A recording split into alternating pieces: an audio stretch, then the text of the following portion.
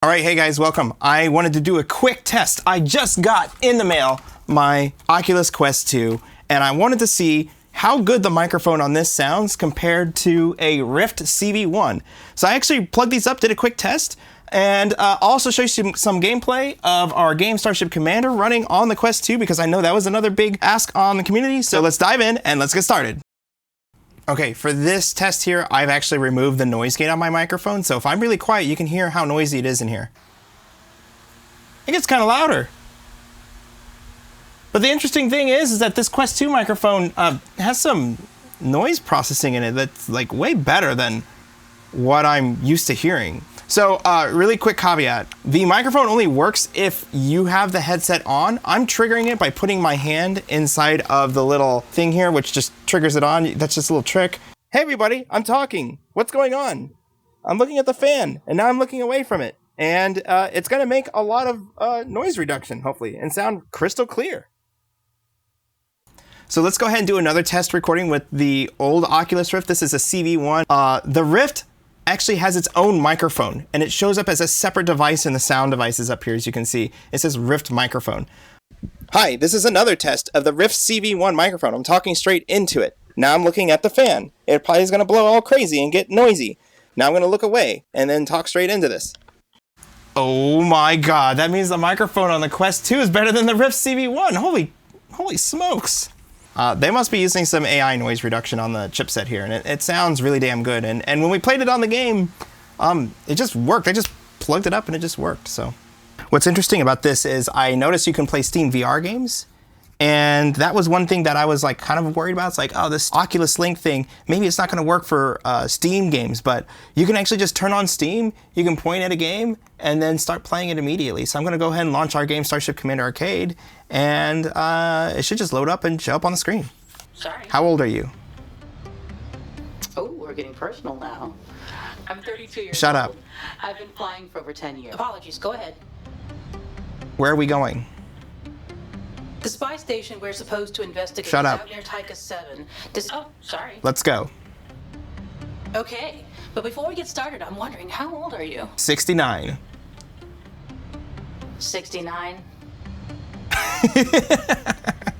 All right, yeah, that works just fine. Like the audio on this is like perfect. And now keep in mind, this is a PC. Like I'm capturing this, it's Steam, big red letters on the screen. Starship Commander Arcade is not going to run natively on the Quest 2. It's going to require you to plug up a PC, but you shouldn't have any worries about if the microphone travels over a USB-C wire, which is pretty nice and awesome considering that for people just getting into VR, this headset's pretty badass. So overall, my thoughts on Quest 2 are, wow, like the microphone's way better, and they're using some sort of AI noise processing that like kills background noise, which is pretty impressive that they're packing it all into a $300 device.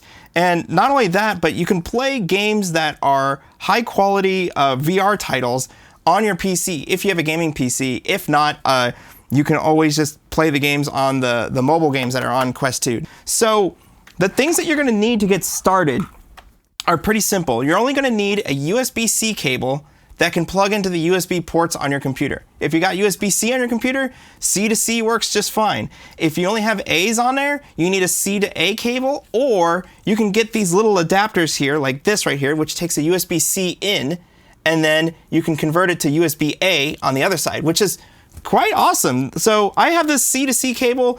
This thing is just some generic Anchor cable. There's nothing special about it. It's just that it's long enough that I can plug it up to my computer and sit there.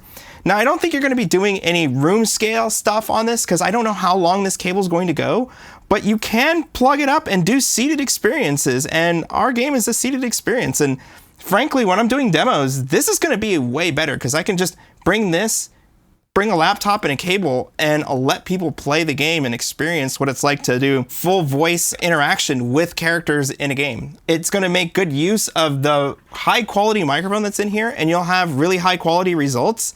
And the Rift CV1 was already producing really awesome results.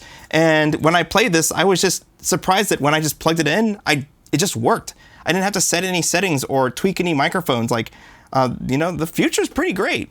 Now, I will say that the default sound that comes through the little head straps here and these little portholes that you can see right up here, they don't sound awesome. You're still going to want to plug in a pair of headphones here in the headphone jack. That is the one thing that the CV1 has over the Quest 2 is audio, but for the most part, it's a way better headset. The resolution improvements and the slight field of view improvement, I was seeing things in the game where it's like, oh wow, I forgot that our artists put smoke on the guns when they fired. Like, I'd never seen that before in any other headset, so that was actually pretty cool to see. There's a couple things I noticed about the screen that's different from a regular Rift CV1. The first thing is that because they're operating over USB 3 and not using Thunderbolt or USB 3.1, which has higher transfer speeds, there's a little bit of display compression that happens there.